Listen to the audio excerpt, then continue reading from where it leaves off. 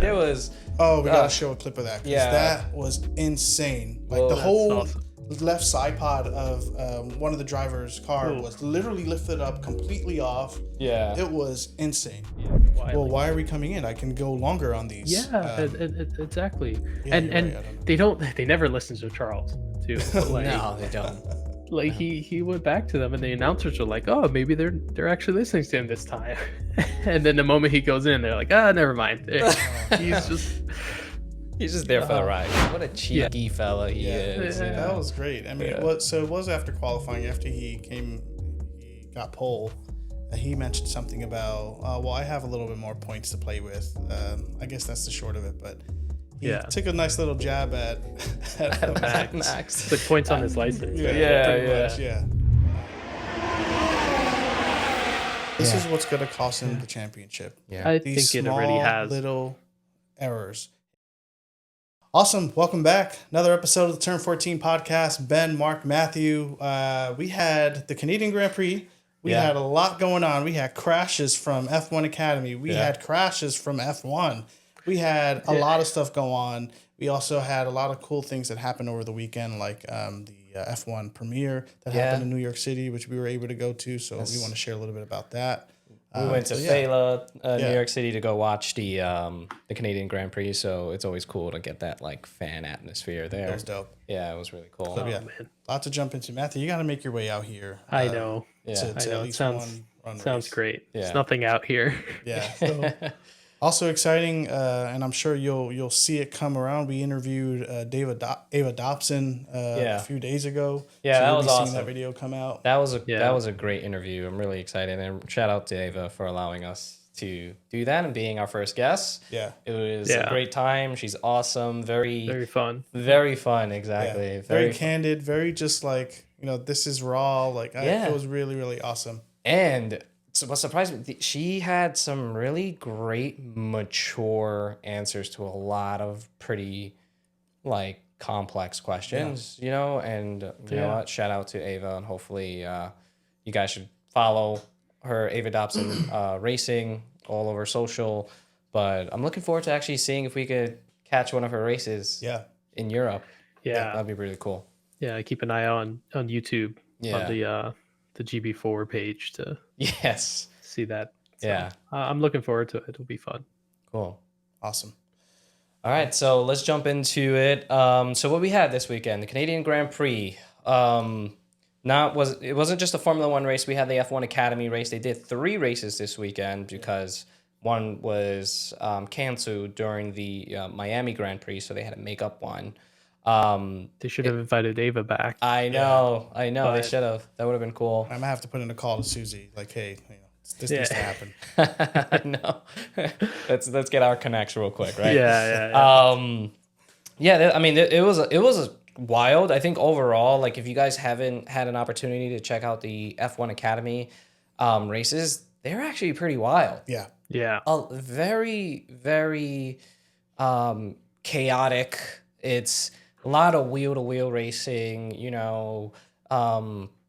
was a lot of crashes, safety cars. It was like 3 safety cars in one race, I think. Yeah. But I mean, this is raw racing. Like, there's no advantage for any team. And I'm sure we've mentioned this before in another episode, but all of these cars are the same. There's no, the teams all have to kind of have the same car. There's no specific specs.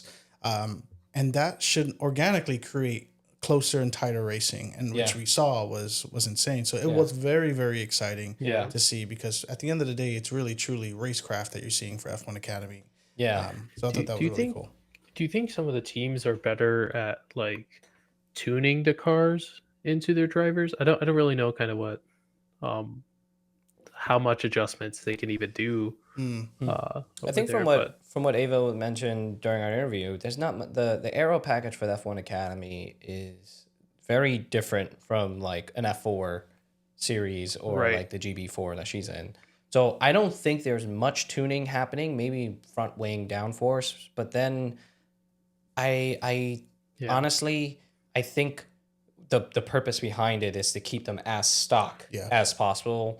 Right. Where it just comes down to raw race talent and skill and strategy. Well, terms of strategy, there really isn't any pit stops for them because they're smaller cars. They don't have much fuel, so the races aren't going for that long. Yeah. But I don't think there's much of a setup advantage or tuning of the car. Sure. Maybe not. We were just getting into F1 Academy, and we're going to focus a lot more on that as well. And I think as we start to watch it and dig into it, I'm sure we'll probably learn a couple of cool things about it. Well, I mean, Matthew, so I see where you're coming from, because when we were having that conversation with Ava, she mentioned that she would give them as much feedback as possible when she was driving. Yeah. And then when they got the car out the second time, she said it felt faster. Oh, that is true. There's something that they can do to help the car move. Yeah. But I guess it's making sure the teams can optimize it to the very, very max. To ensure that it runs fast. But watch that episode, watch that whole video. It's really cool. You learn a lot about what Ava has done, what is required to get to where she is now. So it's really interesting. Yeah. And so I think just quickly, I think race 1 we had Dorian Pan win. I believe there was like a disqualification for whoever had won, so she wound up taking the lead. By the way, she is leading the F1 Academy Championship right now. Yeah. And I think her rival Maya, who races for Ferrari, it was such a struggle this season, this weekend for her. It wasn't looking out. Like, she was in the pits for a couple of times. There was something wrong with the car that was causing her to stay in the pit for long, and she was in the back of the grid. So it went from, I think, a 1-point lead to jumping 24 or something like that. So and they only have about 8-9 races for the calendar year. So I mean, 8-9 tracks, but there are 2 races per track. Yeah. So so there's probably some opportunity to bounce back and come back. Yeah. But they only get one qualifying session though, right? Yes. For the weekend. And so it's their top 2 times that determine the race for the 2 races. Yeah. And then one of the races is a reverse grid that they implemented, which I think is really cool. Is that all the time, or is that I think it's just randomly? I think it's one. I know it's done every weekend. I mean, every race weekend that they have. Oh, okay. But it's only for though they have 2. I believe it's 2 qualifying, or something about the second fastest lap is for the second race, something like that. That's the starting grid for the second race. Right. So, and I think the second race is when they do the reverse grid, and it's only the top I think it's the top 8. 8, yeah, I believe it's the top 8. That then it's because that would be sick. Then the strategy would be just come in last. Yeah. Right. Just let everybody let everybody just freaking pass you, and just make sure you start. You get P20, then you can start P1, whatever, P13, whatever. So, so it is only the top 8 that do the reverse grid, which adds some spice to the overtaking that happens, as we all know. Yeah.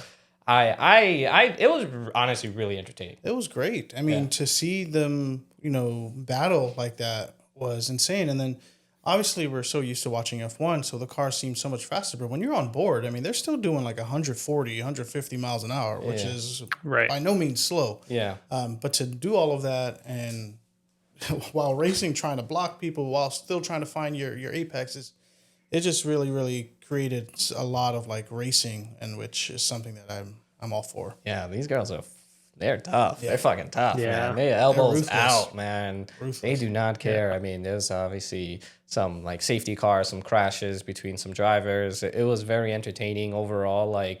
You guys gained a fan. I'm really gonna start looking into this more, and I think it will be great for us to dive deeper into the whole F1 Academy. Sure. When was that crash where they were coming down the main straight and right before the chicane, she went too far in, so she had to take the out. Yeah.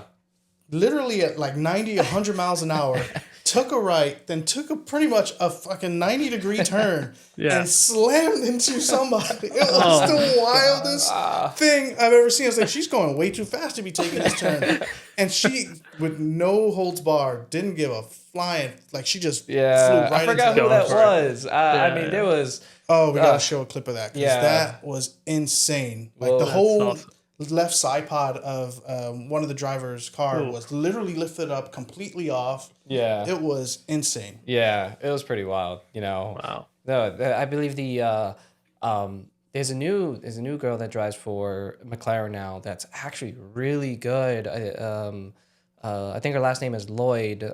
She's been fucking watching that race. I think it was race 2. Like she was just elbows out like that. Also, like the race 3 was just really down to the wire of like the last people battling out, Matthew. Like it was really entertaining and a lot of overtaking and overtaking back. But shout out to those the F1 Academy girls. Shout out to Chloe Chambers for winning the race 3 USA. Let's go! It was really cool to hear the national anthem play on a stage on the podium and all that stuff. So we'll love to see Father's Day. On Father's Day too. With her dad there. With her dad there. We don't get enough of the U.S. anthem. No, not, especially not in Formula One. Yeah.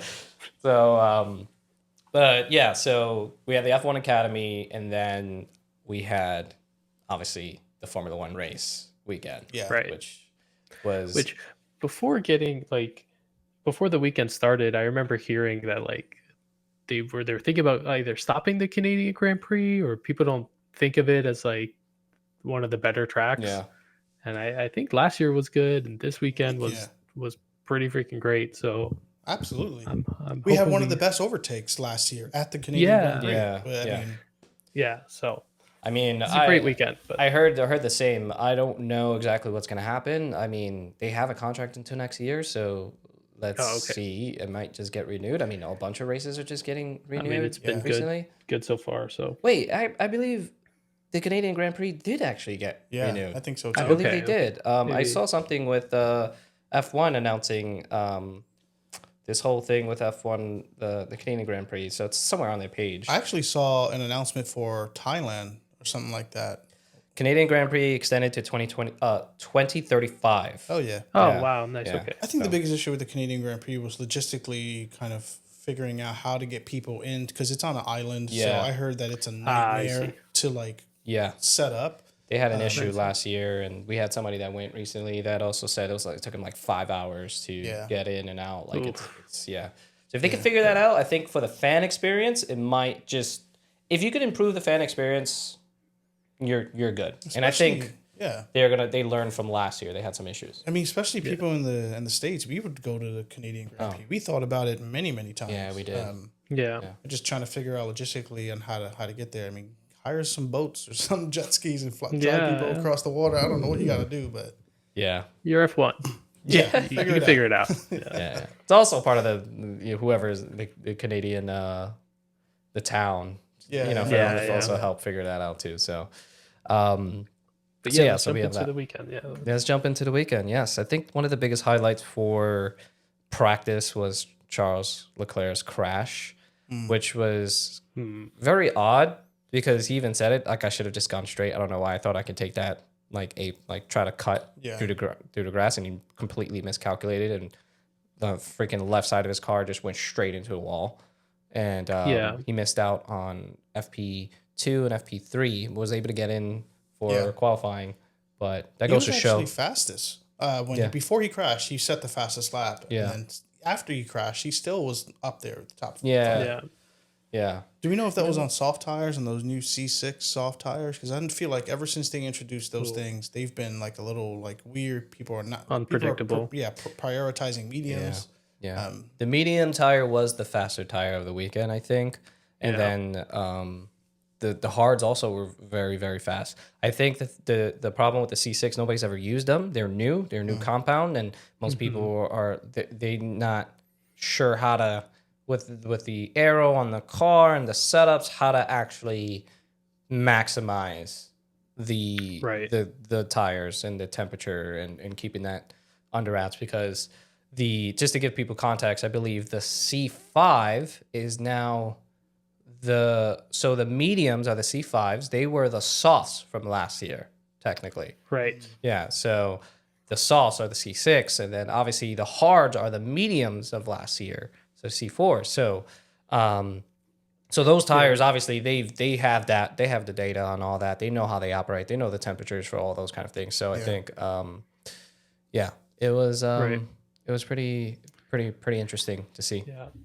I was I think it was maybe it was P1 with Matt and Mm-hmm. Tommy or whatever. I was listening to them. I forget which one mentioned something, but like they kind of have a point. I feel like Charles has like he always has these weird crashes kind of randomly Yeah. that don't seem like it seems like a lot of them are in practice or in just odd times in qualifying or whatever. And um I from what I remember, even just from starting last year, it feels like it's happened a few times. um and I don't know what's up with him. It cost him a lot. I think a lot more than people might think. I mean, missing out on practice is not nothing. Yeah.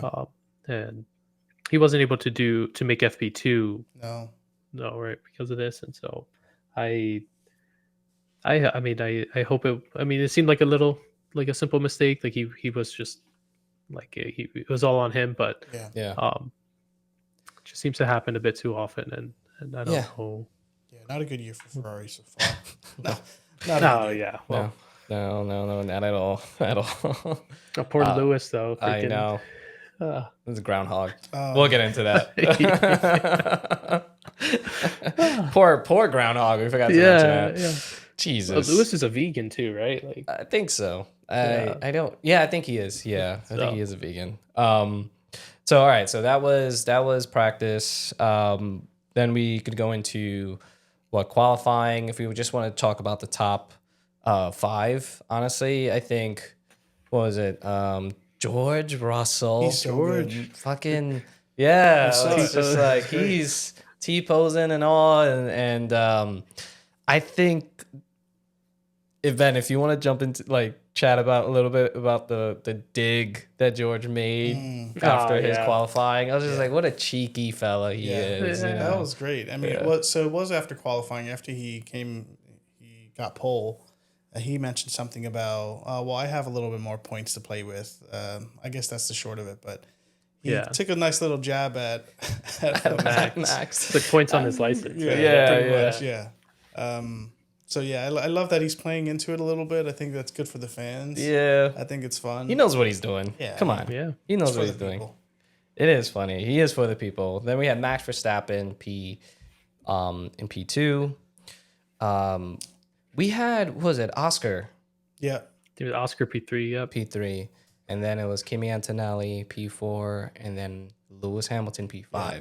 Lewis was actually doing really well this weekend, and huge shout out to him, man, because I know the car's been a huge pain in the ass, and he even said it's like trying to dance with somebody that doesn't have a rhythm. I guess that's like the best way to put it. That car is just Interesting. not communicating and with him really well, but he felt good, and I think I'll take a P5 position, you know, but I think one of the biggest things most people were really, really, really waiting for, especially at Fela when we were there, that for now we're going into the race start, that turn 1, lap 1. Everybody was anticipating that between George and Matt, especially coming out of Barcelona. Yeah. Like that whole situation that happened, I'm sure everybody was hoping for some crazy chaos to happen, but I think Max kind of pulled back a I little think so bit. too. I think so. Yeah. He can't risk it. We were talking about this. Yeah. He can't, especially with his home race, the team's race Yeah. happening next Right. Grand Yeah. Prix. There's no chance he's gonna risk doing that. And honestly, Max is a one person team right now, and he's getting no support from Yuki, unfortunately. Yeah. So That's unfortunate, Yuki. I don't know, but that goes to what we were Don't saying. blame him. Yeah, I don't blame Yuki. It's the damn car. I don't know. I don't know. I have no idea how Max is able to drive that damn thing. It's really interesting how nobody else could figure it out. I don't know what it is. It's interesting. I've said it a few episodes ago. It's like it's the best thing that's ever happened to them and the worst things to ever happen to them, because they've created a car that is obviously very fast, but they've centered it around a human that's not human. He's not. Yeah. So Yeah. they can't expect a regular person to do what Max does, and it's almost like if they have to reverse engineer like the car in order for it to be manageable. Yeah. I don't know what they're gonna do about that. I mean, and I think we spoke a little bit before about maybe get Hadjar in there and stuff to see Nah. that, but it's leave Hadjar alone. like yeah, no, like no, we gotta leave him alone. Yeah, let him enjoy his Formula I One don't career. want that. No. But Max, you're right. Max is doing it all by himself, and with what happened in Barcelona with George, I think he just kind of he had no reason to, I don't think, and especially after Kimi kind of overtook Oscar. What an amazing overtake, by the way. Yeah. Which was great. 100% deserving Yeah. of his podium. Yeah, absolutely. Yeah. Yeah. I was really happy about that. Oh, so happy. No, it was awesome. Yeah, it was great. Shout out fucking Kimi Antonelli, you're the fucking man. Savage. 18 years old, first legitimate podium, Formula One. Like the whole time I was like, after he got podium and he actually, kept it. What's gonna happen during the ceremony? Are they gonna allow him to drink? And then I realized, like, wait a minute, he's in Canada. Like, he was basking in it. He took the whole bottle, threw it over his head. I mean, why not enjoy that moment? Yeah, shout out to Kimi Antonelli. That was an amazing race he did. Both Mercedes did well. Max just kind of kept his cool the whole time. I think the goal was to make it to Austria. I believe that's when his points kind of like reset, I think. And it would suck for him not to, like you said, make his home race with Red Bull and in knowing that crowd. So that race I'm looking forward to. That's one of my favorite tracks. So we had that first that whole situation with Max and George, going into first turn one was really clean. Lewis, I kind of wanted to chat a little bit about that. He wound up hitting a groundhog, and he had damage to his car, and floor, I saw the floor, and I don't think he realized he lost what? It was like 20 points or something like that. About like downforce, 5/10 of a sec, like 5/10 a lap or something crazy like that. He was losing a lot of time, but he still managed to like be up there. He finished behind Charles, but despite everything that happened, I think overall after his post-race interview, he felt pretty positive about it, and he had no idea that he hit the groundhog. It's funny because when we were watching, I was like, is that a dead animal on the side of the road? And it sucks because they had to keep panning because that's where the cars are coming from. And I'm sure the producers are like, please avoid the groundhog. Please avoid it. Yeah, it's funny because all you see is a chunk of that's like half of it. Just like, where's the other half of it? I was just like, oh my god, it's probably in this car. The first lap that it happened, I'm like, what is that? And then the next lap, and then Mark, you texted, did he just hit a groundhog? It was crazy. Yeah, they were pointing them out all weekend too, like during practice and stuff. That was last year too. I mean, yeah. And then earlier this year, I think someone in Imola, I believe, a rabbit. Someone absolutely obliterated a rabbit. But I mean, it's just part of. Yeah, I mean, there's nothing. You have no control over that. If an animal decides to, you just got to keep going. There was some memes of the poor groundhog literally immediately after. One of my favorite memes was the grid. It showed like where on the times on the left hand side, it showed Ali Behrman, then Verstappen, and then Hadjar, and then Hamilton. So it said Beaver had ham. That's just too funny. That is too funny. R.I.P. to the groundhog. R.I.P. Yeah. So I mean, so yeah, kind of getting back into it. Now I think Matthew, if you want to talk about McLaren, this whole situation that happened with Oscar, Lando, the whole 9 on that would be. It's not just McLaren; it's Ferrari too. Like Lando and Charles started off on hards. And I don't know, they say a lot too, as even the announcers are like, oh yeah, they have all this extra data. We don't know everything and this and that. But like, it doesn't make sense to put them on hards on the start and then just not let them go, for any significant distance. And then and I just don't get it. It was just it was an odd time. And even the like when Lando went in and like for a tire change, it just felt like I don't know. I just don't get it. I Well, just don't. Leclerc I was don't get like, why. "Well, why are we coming in? I can go longer on these." Yeah, exactly. Yeah, you're right. And I don't know. they don't. They never listen to Charles too. But No, they don't. like No. he went back to them, and the announcers were like, "Oh, maybe they're actually listening to him this time." And then the moment he goes in, they're like, "Ah, never mind."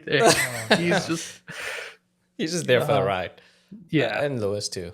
and it's hard to and it's a valid point they brought up to, like, the drivers obviously don't have all the data and stuff, and even if he feels like he wants to extend the hards out for longer, when they're telling him to box right before he's about to get there, like, he has no idea if there's a crash on the other side of the track, and maybe that's why they want him in, this and that. So that's why a lot of the times you hear them, they tell them to box, they go in, and then immediately after is when the drivers are like, well, why'd we do this, like, Yeah. what's going on? It's because Yeah, and then putting obviously and some faith in the team, but there's that, and then there's also protecting the undercut, right? Like making sure that you Yeah. have the pace on those tires, you're not losing time, because they're also looking at the data of the other drivers who you're driving Right. against and figuring out, okay, like you're losing, time on sector one, this corner, et cetera, et cetera.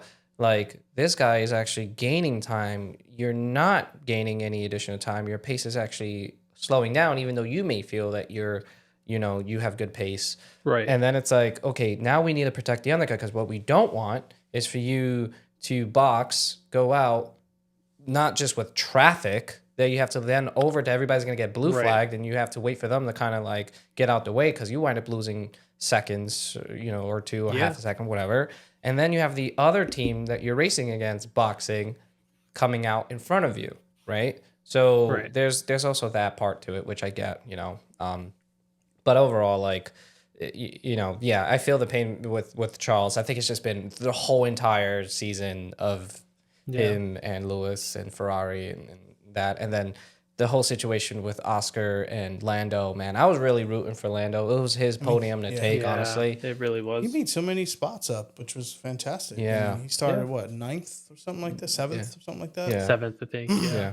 So for him to make it all the way up there, I think that was awesome. McLaren didn't look so competitive. I mean, they're always competitive, but they weren't like dominating this race weekend. They were not. Which was nice to see, honestly. Yeah. Well, I For mean, sure. nice to see until Lando decides to run into the back of Piastri, but Yeah. this is what's going to cost him the championship. Yeah. I These think it small already has. little errors. Him moving up too far on the start line. That's costing him. Like he's a world champion driver, but he's just, I guess, he's in his head. I don't know. It's in his head. I don't know what it is. and I think he knows that. Everyone knows that.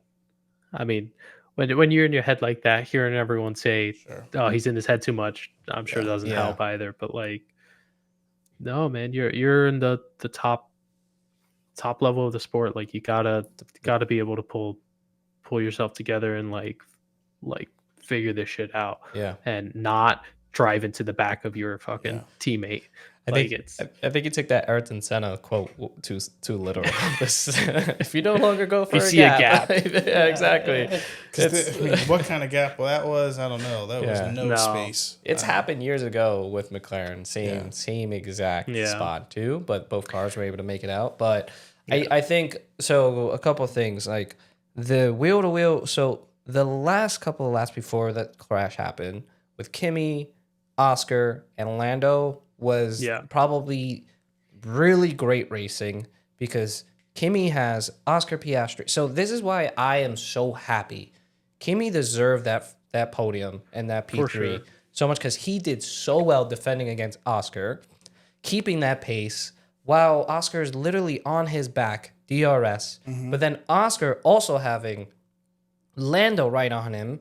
So Kimi was probably like, thank God they're fighting, because now I can just kind of make my way. And I remember when we were watching it live, like I was getting really excited because I saw the gap go from half a second to a second with Kimi and Oscar. And I'm just like, that has to do with Oscar having to worry about Lando. So honestly, thank you, Lando, in a way, for allowing this to happen. I think Kimi would have probably taken podium regardless, but I think it would have been really tight with Lando, because Lando was fucking beaming it. Yeah. Like, he was going so fast, and he had the pace in the car and all that.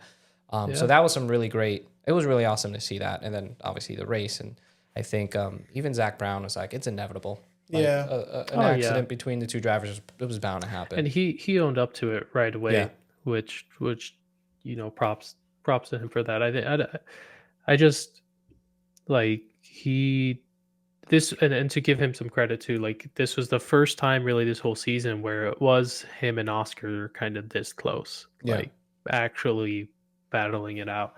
And so the nerves of not just battling against the champion of the season so far, but also he's your teammate, and there's been talks about this moment coming up the whole time.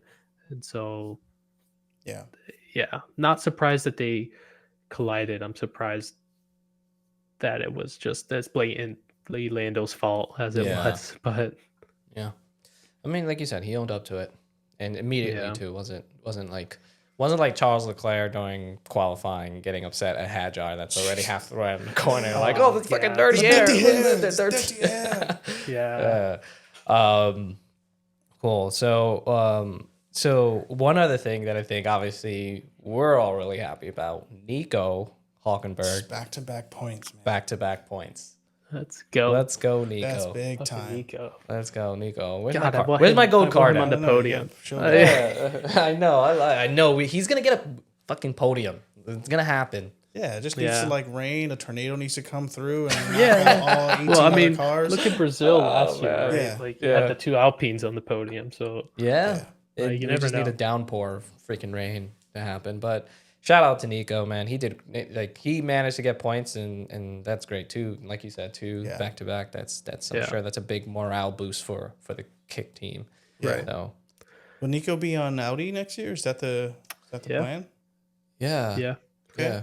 Is it going to be both Bortoletto and Nico Audi? Because it's switching over, right? Yeah. It makes sense. It's one big change at a time, and I think you get the drivers used to working with all the people there and getting comfortable with the team, and hopefully Audi, you want to keep that consistent for the big change there. So yeah. And Nico was one of the best dressed at the premiere too, which was really cool. Nice. Yeah. We went to this the F1 movie premiere. It was really cool. Yeah, I mean, it was an event. By the way, open to the public. Event. It was open.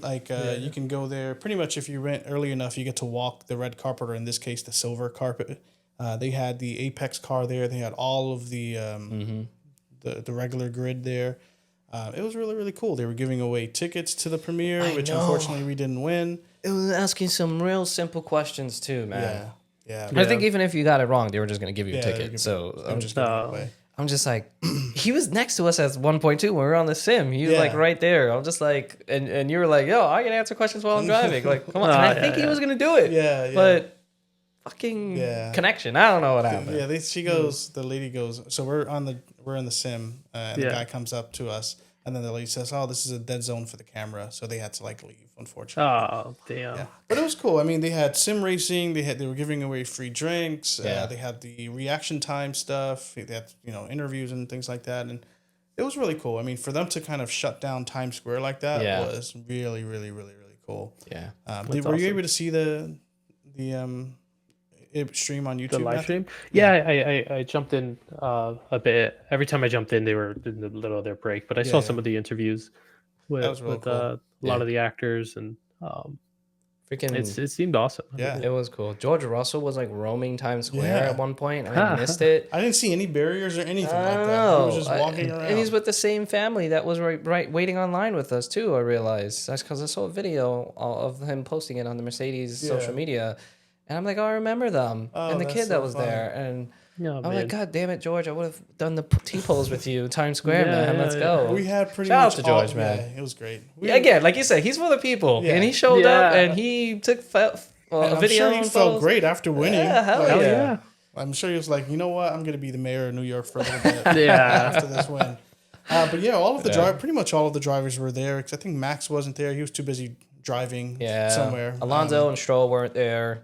but his father was. Yeah, Lance I heard Stroll. Stroll Really? was out like partying or something like that. I Really? saw something on the internet. Good Damn. for him.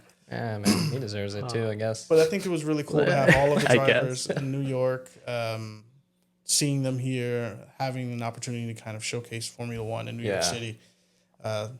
We complain a lot about New York because Yeah, it can get really annoying sometimes. But at the Moments end of like the day, that make me. it's one of the coolest cities to ever live in. Yeah, it was cool. It was really fun. It was really cool. Nico did look sharp. He looked awesome. Everyone looked good. Everybody looked good. Everyone looked real good. I can't wait to watch. Yeah, I can't wait this to watch the movie. movie too. Yeah, I got it next week. Got it planned next week. I'm trying to get that helmet. Nice. The popcorn. Oh, the bucket. Popcorn bucket. Yeah. Bucket. Yeah. Yeah, I got the moving seats, so I'll bring my wheel with me too. So we have to try that. We do. Yeah. Cool. So I wanna talk a bit about George though. let's do it. And a little Charles. George, I think is very. I don't want to say underrated, but like I would just love to see him in a better car. Mercedes is doing great this year. I think better than most people expected, but they're not consistent. And maybe it seemed they did well last year in Canada, obviously, and it seems like the cold weather suits them. But George and Charles feel like these two drivers that just haven't been given like the real opportunity to show their full potential. Yeah, absolutely. And yeah, I don't know. It's awesome to see him up there. To win this race after a fucking hell of a qualifying lap. Yeah. Two from him right at the end. I agree. I think like we were saying, Mr. Consistent, super underrated. I've seen George since he was driving from Williams a couple years back. Oh yeah. The Mercedes Junior team, technically, I guess. Right. And which is why there was so much controversy about like Kimi Antonelli just coming in, because George Russell was kind of like that in a way, but he had to go into Williams and then kind of like make his way through. And I think the biggest highlight was during a Bahrain race, I believe it was Bahrain, and this is years ago, where he stood in for Lewis Hamilton because I think he was sick, and he did amazing, and he did really well, and I think that's what like triggered Toto to be like, I think he is going to be our next driver. But what I was saying is, his first race win was Spa, which kind of ended under safety, I believe, or kind of like they had to like cancel the whole thing, so he wound up being like a winner for that. Sure. I think that's when he started. That's how we got that screenshot of him crying, Matthew. So maybe I don't know. Like I think I don't know. I think the he gets a lot of shit, but George is cool, man. I love to see where he was before to where he is now, and he's doing great. And I think he hopefully, all things, fingers crossed. I think it'll be dumb for Mercedes not to sign him again next year, because he doesn't have a contract. He doesn't as of yet. Yeah, and that's why I'm curious, kind of. Yeah. What, if any, other driver switches are gonna happen this year? Well, I mean, George is just right now upping his stock right now. He really continue to win, continue to be consistent, and he's going to be a lot more attractive to all these other teams. And the ball's gonna shift from their court to his court, and I think ideally that's what he would want.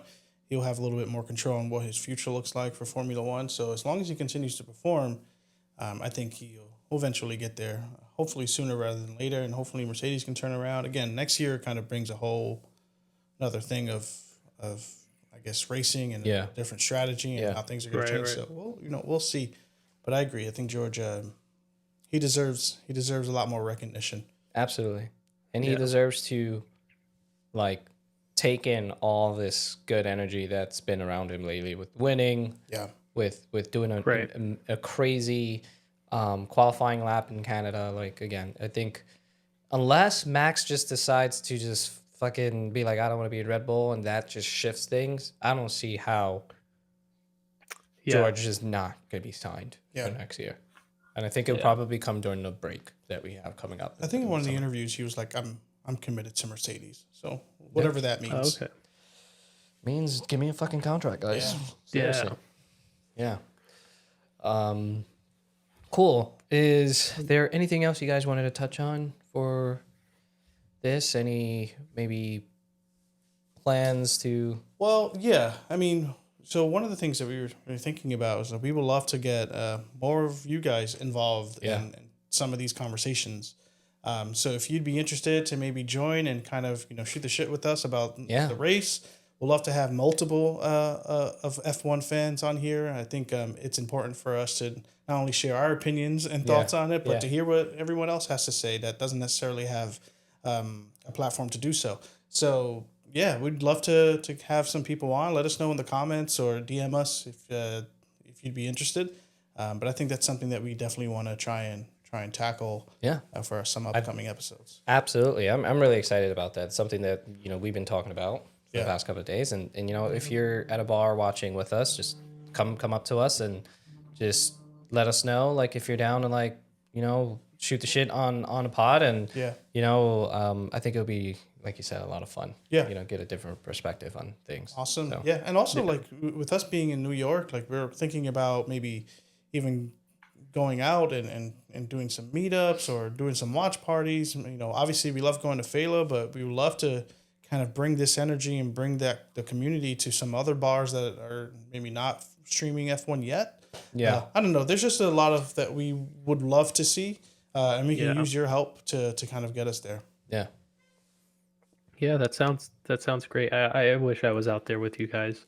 I wish it was easy. It would be easier to go and do that. But I mean, I think hearing everyone else's sort of take on it, I think there's a lot of conversations to be had, lots of fun, sort of topics to talk about, and I think it helps just kind of show the F1 fan base too, especially here or there in New York, like F1. There's more people than just fucking Europe. Well, Matthew, maybe you can get like a community out in Arizona to maybe meet up at a bar. I'm trying. Find a F1 bar in Arizona. And I got to go to Phoenix and there you go. See what's up there. And when Matthew ever comes up to New York City, guys, we'll do a huge announcement. Meet and greet, autographs, photo ops. Be like $10, $10 a photo op. You gotta dress up like the fucking F1 drivers. Well, we were dressed up in race suits actually this past weekend, but awesome. I think that's it. I think that's it. Yeah, a great weekend. We look forward to the next race, and as always, be sure to follow us on Turn 14 Podcast on all of our social media sites. Connect with us, DM us. We love communicating and chatting with you all. So, yeah. All right, guys. It's been fun. Yeah. Sweet. Until next time. Take it easy. Good stuff. Bye.